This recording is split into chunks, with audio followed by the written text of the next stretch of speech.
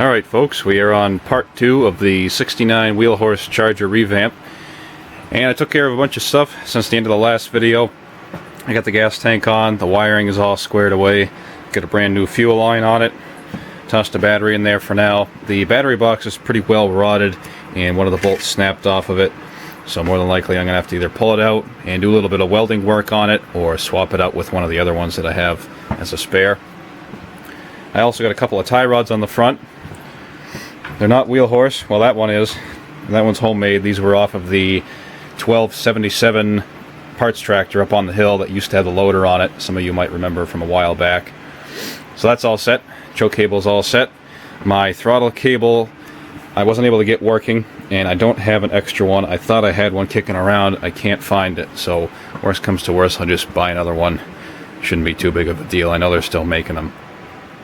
So anyways, we're going to get some of these tools cleaned up and we're going to roll this thing off the lift, take it outside and see if we can get it to fire up. Alright, we got gas in the tank. I primed the fuel pump. Let's see if it'll fire up.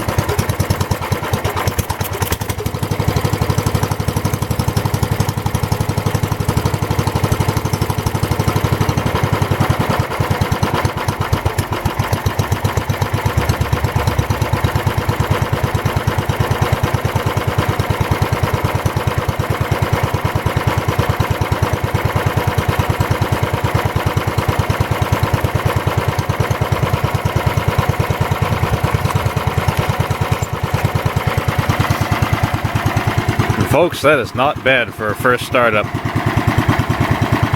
Burns clean, no smoke. Probably the best one I've ever had on a tractor.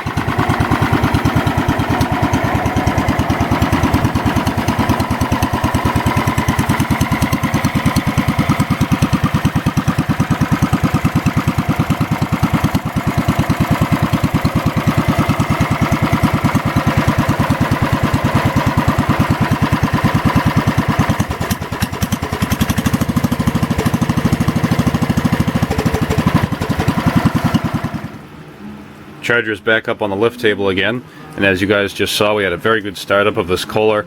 No smoke, didn't take a lot of carburetor adjustment to get everything smoothed out, so as long as it stays that way, I'll be a happy guy. And right now I'm just taking care of some of the other stuff on here to get everything finished up.